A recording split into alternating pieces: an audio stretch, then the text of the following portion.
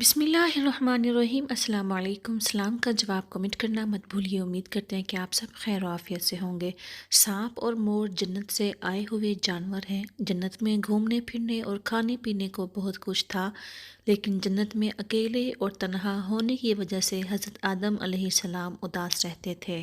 تو اللہ تعالیٰ نے حضرت آدم علیہ السلام کی بائیں پسلی سے بی بی حوا کو پیدا کیا، اور یوں حضرت آدم علیہ السلام بی بی حوا کا ساتھ پا کر خوش ہو گئے اور وہ دونوں جنت میں خوش رہنے لگے۔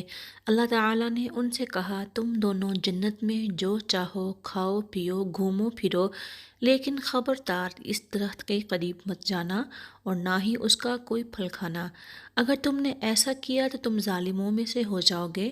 سانپ اور مور بھی اس وقت جنت میں رہتے تھے۔ اس وقت سانپ کے پیر بھی تھے اور سانپ کے منہ سے ابرک کی بہت اچھی خوشبو آتی تھی، اور مور آج جتنا بھی خوبصورت ہے وہ اس سے کہیں زیادہ خوبصورت ہوا کرتا تھا۔ جب وہ جنت میں رہتا تھا تب مور کے پاؤں بھی بہت زیادہ خوبصورت تھے۔ ایک دن جب مور جنت سے باہر آیا، اس کی ملاقات شیطان سے ہوئی۔ شیطان نے اس سے کہا، مجھے بھی اپنے ساتھ جنت میں لے چلو۔ تو اس نے جواب میں کہا، مجھے اللہ کا خوف ہے اور اس بات کا ڈر ہے کہ میں تمہیں اپنے ساتھ جنت میں لے جاتے ہوئے ہمیں کوئی دیکھ نہ لے، اس لیے میں تمہیں اپنے ساتھ جنت میں نہیں لے جا سکتا۔ اس پر شیطان نے اسے اپنی دوستی کا واسطہ دیا کہ ہم جنت میں ساتھ رہے ہیں، مجھے بھی جنت میں لے چلو، میں چاہتا ہوں میں جنت میں جاؤں اور اللہ کی عبادت کروں۔ مور نہ مانا، لیکن شیطان نے اس کو دائمی زندگی کے خواب دکھائے۔ تم مجھے جنت میں لے جاؤ، میں تمہیں ایسی 3 باتیں بتاؤں گا جس سے تمہیں ابدی زندگی حاصل ہو جائے گی، تمہیں بڑھاپا اور بیماری نہیں آئے گی، تم ہمیشہ جنت میں رہو گے۔ شیطان کی یہ باتیں سن کر مور نے لالچ میں آ کر کہا، مجھ میں اتنی طاقت نہیں کہ میں تمہیں اندر لے جاؤں، لیکن ایک سانپ میرا دوست ہے، وہ شاید تمہاری مدد کر سکے۔ یہ کہہ کر مور سانپ کے پاس آیا، اس کو ساری بات بتائی، جس پر سانپ مان گیا، اور سانپ نے شیطان کو مشورہ دیا کہ تم میرے منہ میں بیٹھ جاؤ اور میں تمہیں جنت میں لے جا کر اگل دوں گا، اور اس طرح تمہیں کوئی دیکھ نہیں سکے گا۔ خیر سانپ نے شیطان کو منہ میں جنت میں لے جا کر اگل دیا۔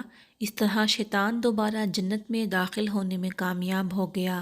شیطان نے جنت میں حضرت آدم علیہ السلام اور بی بی حوا سے ملاقات کی اور ان سے کہا، میں تمہارا خیر خواہ ہوں، تم نے جنت میں ابھی تک اس پھل کو کیوں نہیں کھایا؟ اس پر دونوں نے شیطان سے کہا، اللہ تعالیٰ نے ہمیں اس درخت سے دور رہنے اور اس کا پھل کھانے سے منع کیا ہے، اس لیے ہم نے ابھی تک اس کو نہیں کھایا اور نہ کھائیں گے۔ حضرت آدم علیہ السلام سو گئے تو شیطان اماں حوا کے پاس آیا اور انہیں بہکانے لگا، اللہ تعالیٰ نے تمہیں پھل کھانے سے اس لیے منع کیا ہے کہ کہیں وہ پھل کھانے کے بعد تم نہ مرنے والے بن جاؤ اور ہمیشہ کے لیے جنت میں رہنے لگو۔ حضرت بی بی حوا نے شیطان کے بہکاوے میں آ کر اس درخت کا پھل کھا لیا۔ حضرت آدم علیہ السلام سو کر اٹھے تو بی بی حوا نے انہیں بھی اس درخت کا پھل کھانے پر مجبور کیا، اور وہ پھر حضرت آدم علیہ السلام کو بھی کھلا دیا۔ جیسے ہی ان دونوں نے اس درخت کا پھل کھایا تو ان کا جنت کا لباس اتر گیا۔ تبھی اللہ تعالیٰ نے ان دونوں سے کہا، میں نے اس درخت کے پاس جانے سے اور اس کا پھل کھانے سے منع کیا تھا، لیکن تم دونوں نے میری بات نہ مان کر پھل کھا کر اپنی جان پر بہت ظلم کیا۔ تبھی حضرت آدم علیہ السلام اور اماں حوا کو اپنی غلطی کا احساس ہو گیا، اور انہوں نے اللہ تعالیٰ سے معافی مانگی۔ اللہ تعالیٰ نے انہیں معاف فرما دیا اور ان دونوں کو جنت سے نکال کر زمین پر بھیج دیا، اور فرمایا کہ زمین پر ایک خاص وقت تک تمہارا ٹھکانہ ہے اور تم زمین پر رہو گے۔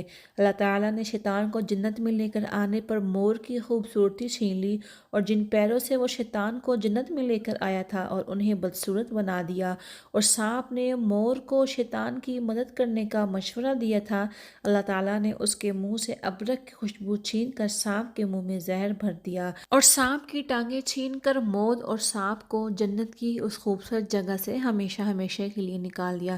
ویڈیو پسند آئی تو چینل کو سبسکرائب کرنے کے بعد بیل نوٹیفیکیشن آل پر کرنا مت بھولیے، تاکہ آنے والی نئی ویڈیو سب سے پہلے آپ تک پہنچے۔ جزاک اللہ۔